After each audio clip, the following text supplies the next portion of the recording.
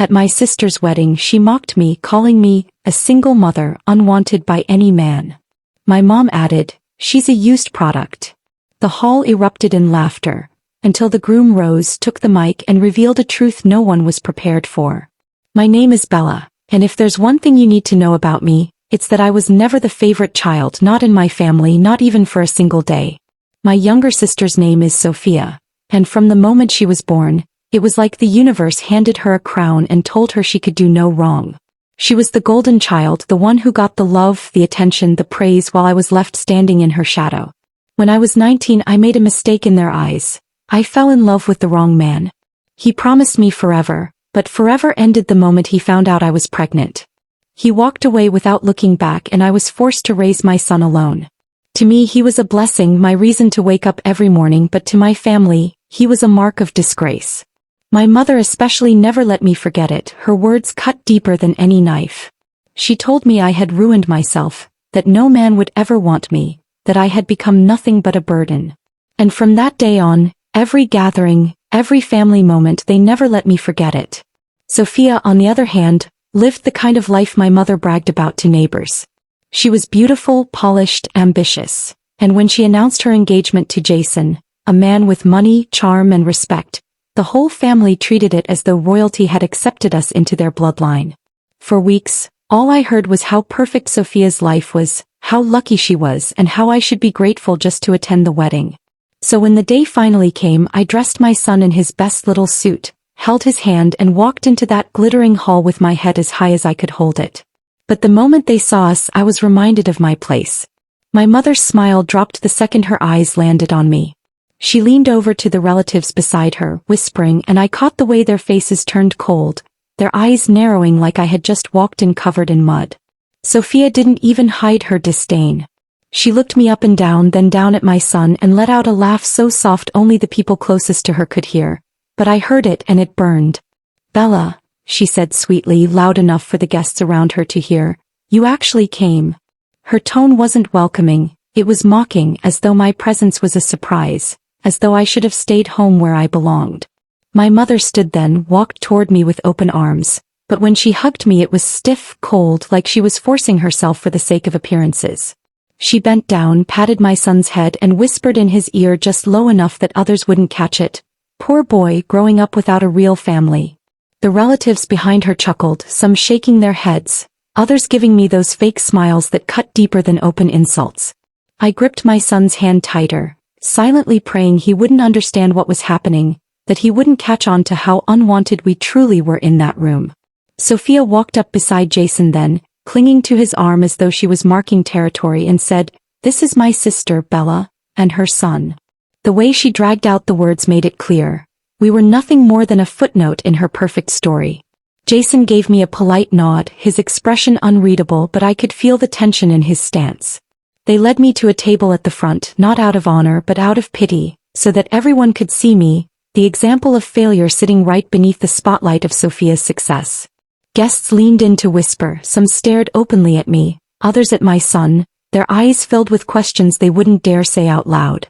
I sat down, forcing a smile for my little boy, telling him everything was fine, when deep inside my chest, my heart was pounding with the familiar ache of being an outsider in my own family. And as I looked at Sophia, basking in everyone's admiration, smiling in her perfect dress with Jason at her side, I didn't know yet that the humiliation they had planned for me was only just beginning. The music played softly as waiters moved around carrying trays of champagne, and I could feel the weight of eyes following me everywhere I went. It was as if my very existence had turned into entertainment for them.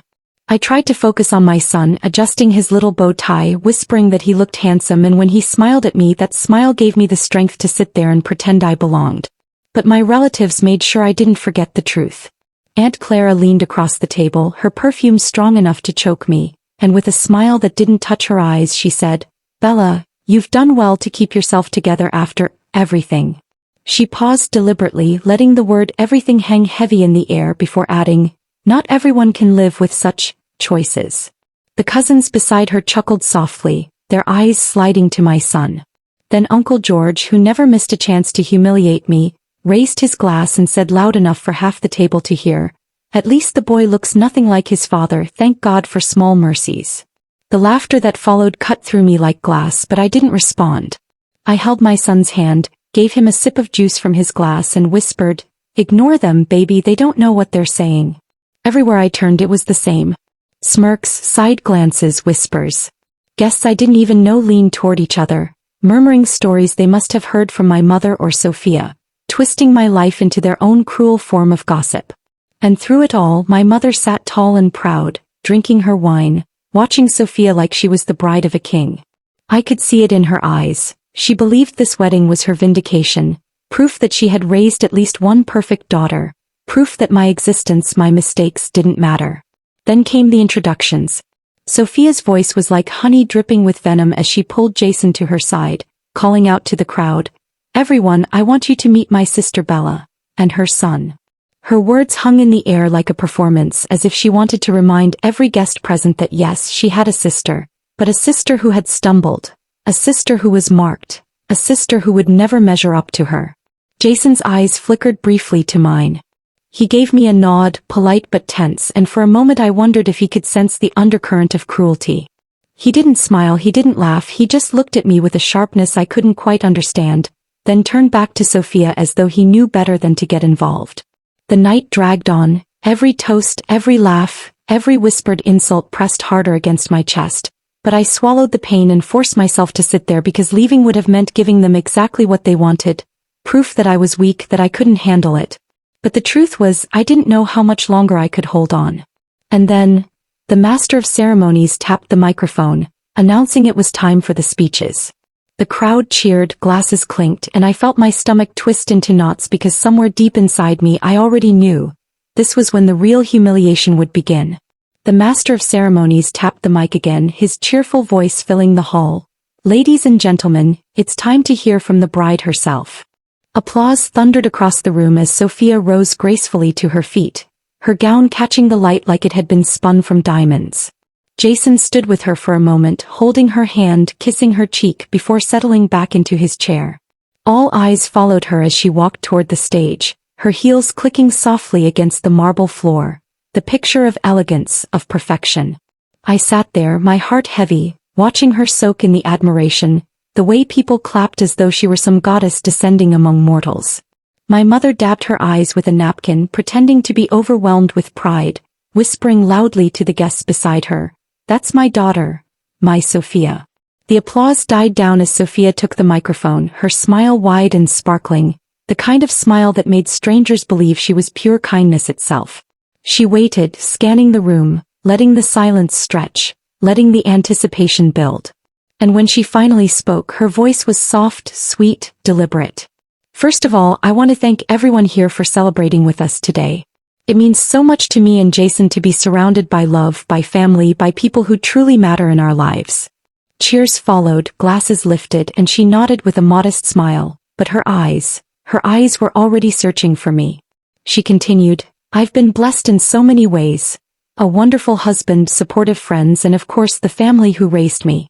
Especially my mother, who taught me what it means to be strong, to be disciplined, and to never lose sight of who I am." My mother sniffled dramatically, squeezing Sophia's hand when she glanced down from the stage. The crowd clapped again, the atmosphere warm, glowing, perfect. But then Sophia's smile shifted, still sweet, still delicate, but sharper now, like a blade hidden in silk. Her gaze found me at the table. She paused. And in that pause I felt the air tighten as if the entire hall had turned to watch the stage and me. She raised her glass slightly, her voice lilting with false affection, "And of course, my sister Bella. She's here tonight with her son and I'm glad she could make it. Family is important after all." Her words dripped with sugar, but the tone, that slight curl at the edge of her mouth, that mocking softness, it was the setup and I could feel it. The crowd chuckled politely, some turning their heads toward me, their eyes narrowing, waiting, expecting more. Sophia sipped from her glass, the pause deliberate, her eyes never leaving mine. And then she leaned closer to the mic, the corners of her lips curling upward. That was the moment I knew. The knife was coming. Sophia tilted her head, still smiling sweetly, her voice carrying across the hall with a softness that made every word seem harmless, but only to those who didn't know her. "You know," she began, Growing up with a sister like Bella taught me so many things. She taught me what paths not to take, what mistakes not to repeat, and most importantly, how important it is to make the right choices early in life. The crowd gave a scattered laugh. I froze in my seat, my fingers tightening around my son's little hand. My stomach twisted, but I couldn't look away from her. She continued, her voice calm, almost affectionate. I watched Bella struggle for years, and while I do admire her strength, it made me grateful.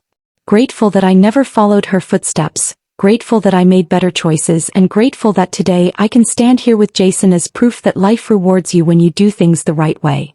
The laughter grew louder this time, bolder, echoing through the glittering hall.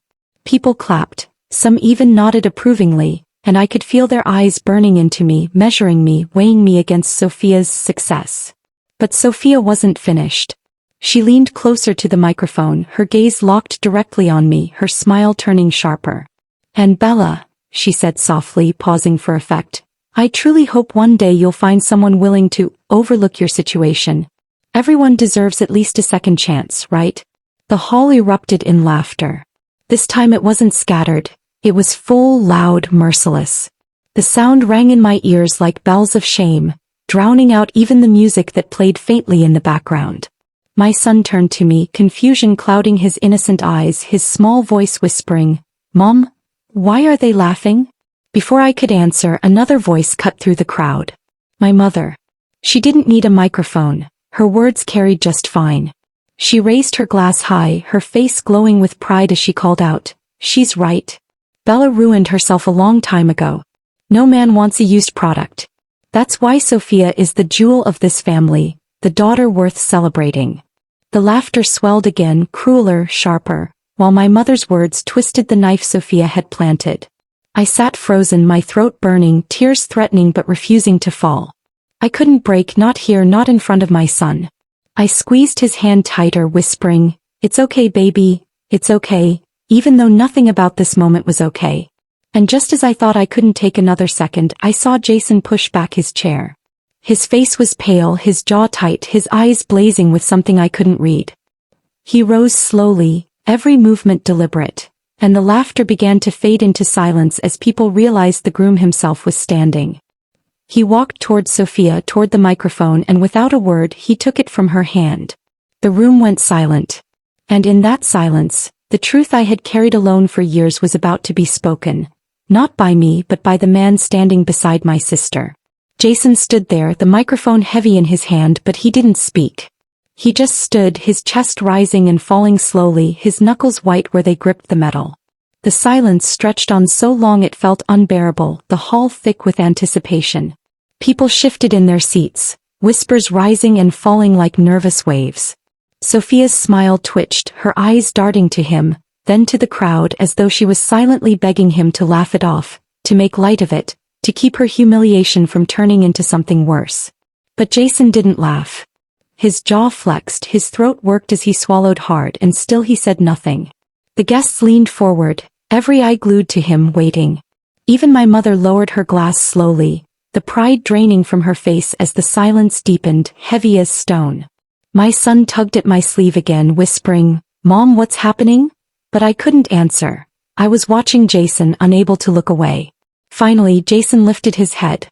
His eyes swept the hall, lingering on me just long enough to make my heart pound, before settling back on Sophia.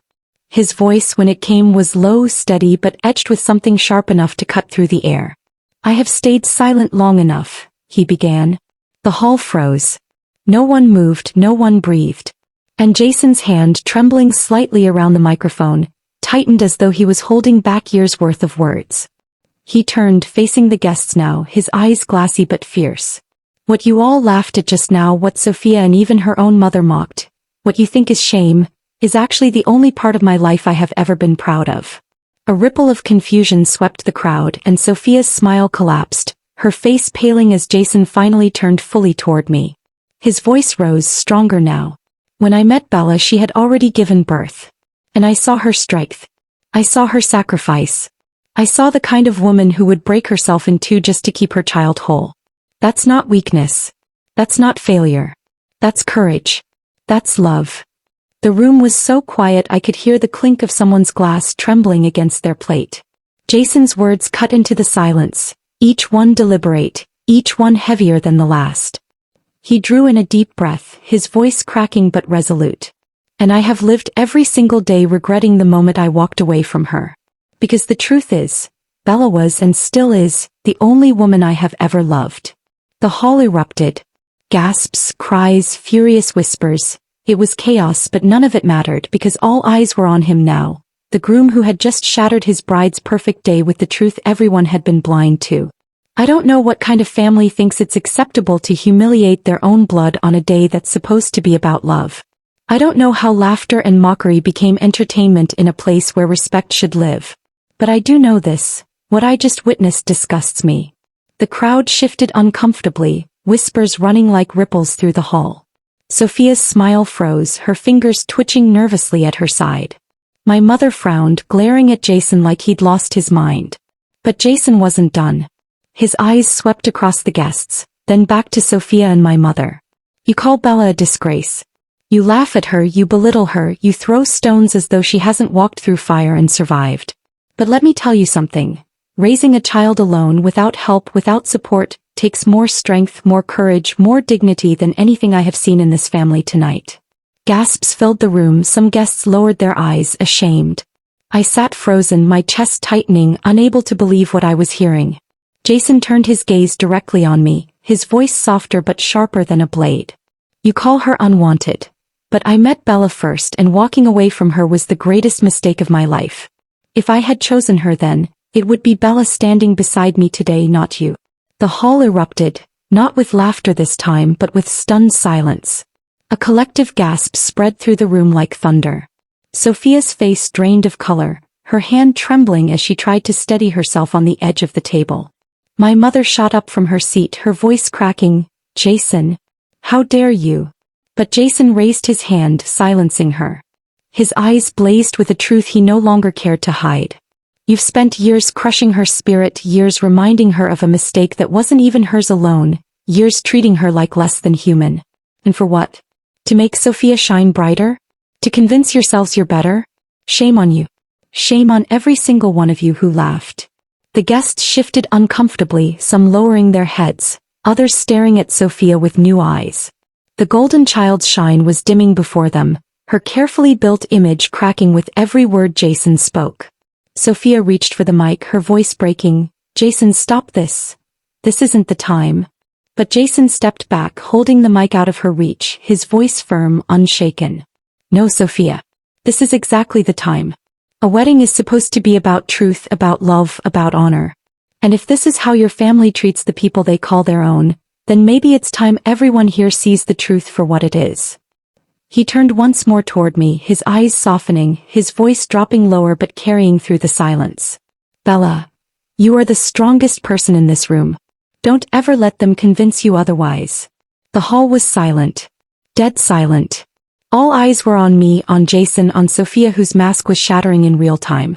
And in that silence, I realized the wedding that was supposed to destroy me had just become something else entirely. A reckoning. Jason's voice trembled at first, but then it grew stronger and the whole room went silent as he continued. When I met Sophia, I thought I was the luckiest man alive. But what none of you know is that my heart was never truly free because a part of me always belonged to someone else. Someone who stood by me when I had nothing, someone who believed in me when I didn't believe in myself, and that person is Bella. Gasps filled the air and Sophia froze in place, her face drained of color, but Jason kept going, his eyes locked on mine as if the entire crowd had vanished. Bella, you were my first love, my only love, and though I tried to bury those feelings, they never died, and today, standing here in front of everyone, I can't pretend anymore. It should have been you, it was always supposed to be you. The hall erupted, guests whispering, some covering their mouths in shock, others turning to look at me as though I was the cause of this storm. Sophia's hand slowly dropped from Jason's arm and her knuckles turned white as she clutched the microphone stand for balance. While my son, confused by the tension, gripped my hand tighter, his innocent eyes searching my face for answers I didn't know how to give. The hall buzzed with restless energy, people shifting in their seats, some whispering too loudly, others recording with their phones as if this was a scene out of a movie instead of a wedding. Jason's parents sat frozen, their faces a storm of shame and disbelief, while Sophia's family exchanged furious glances, trying to decide whether to intervene or let the moment play out. I sat still, paralyzed, my pulse hammering so hard I could hear it in my ears. Jason's words circling in my head like a curse I hadn't asked for, like a wound being torn open in front of strangers. And though I wanted to disappear, I could feel dozens of eyes burning into me, waiting to see if I would stand up, if I would confess, if I would fight. And then Sophia moved. Her hand snatched the microphone from Jason with a force that silenced the room more effectively than any shout could. Her eyes glassy but fierce as she turned, not to him but to me. Sophia's voice shook as she gripped the microphone, her painted smile gone, her rage barely caged. So this is it, Jason? On our wedding day, you humiliate me in front of everyone just to confess that you're still in love with her? Her hand shot out in my direction, and all heads turned toward me like I was suddenly the villain of a play I never auditioned for. She laughed bitterly, a sharp, broken sound that echoed through the hall. Do you people see it now? Do you see what kind of man I married? He was never mine, he was hers all along. And you, Bella, her voice cracked with venom, you sit there so calmly as if you don't know you've been haunting him, haunting me, haunting this marriage before it even began. Jason tried to speak, reaching for her hand. Sophia, please. But she yanked it away, her eyes wild, her chest rising and falling with fury. Don't you dare please me, Jason. You should have married her if she was the one. You should have spared me this shame, this humiliation.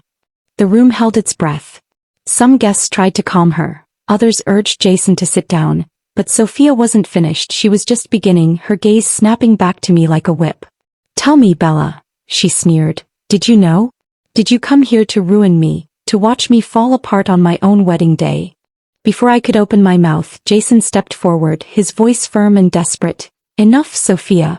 Don't you dare put this on Bella. She came here because she was invited, because I wanted her here. She had no idea I was going to say any of this. He turned fully toward the crowd, his chest heaving. I met Bella long before you, Sophia. She was my first love, the woman who stood by me when I had nothing, when I was still trying to find myself.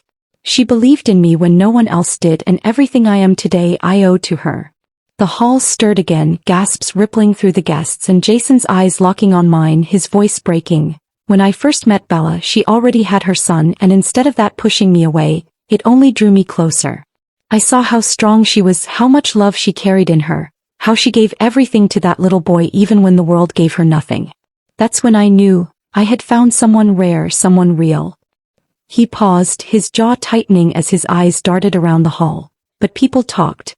They told me I was making a mistake, that I had no business tying myself to a woman who already had a child, that I should find someone without baggage. And instead of standing tall, instead of protecting the woman who gave me peace, I let their words poison me.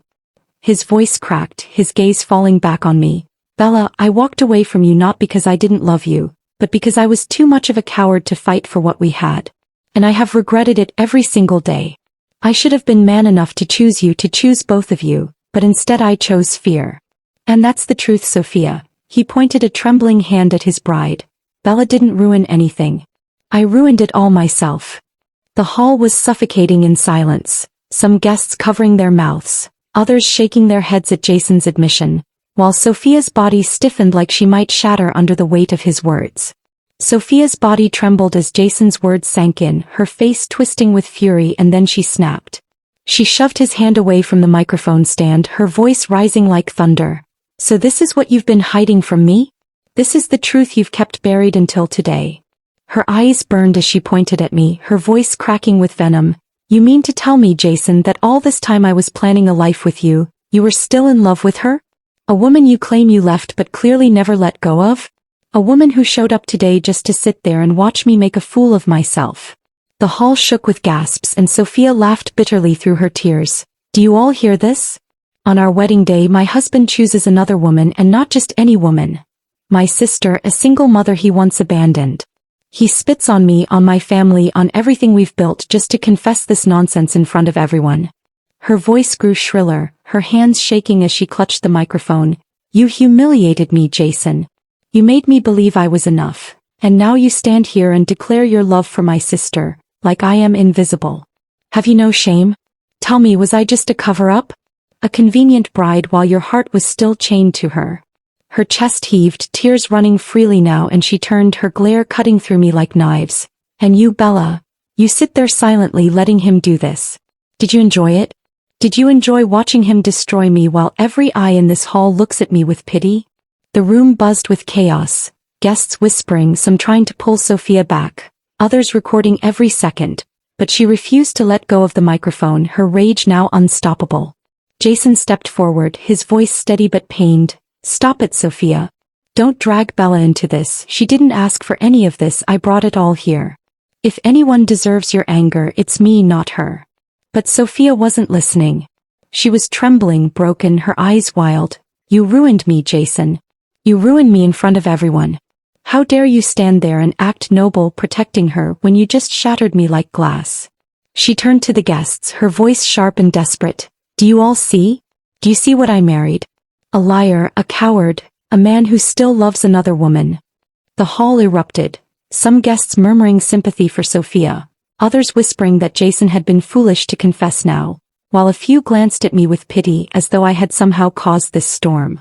Phones were up everywhere, recording every word, every tear. Jason's chest heaved as he tried again, his voice louder now. "Sophia, I'm sorry. I never meant to hurt you like this, but living a lie would have hurt us both even more. I thought I could bury what I felt for Bella, but seeing her here today, I realized I can't. It was always her. It will always be her."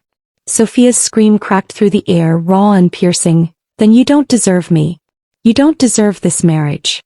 She ripped the veil from her head and threw it onto the floor, her tears staining her makeup as her family rushed toward her, trying to calm her, trying to take the microphone from her shaking hands.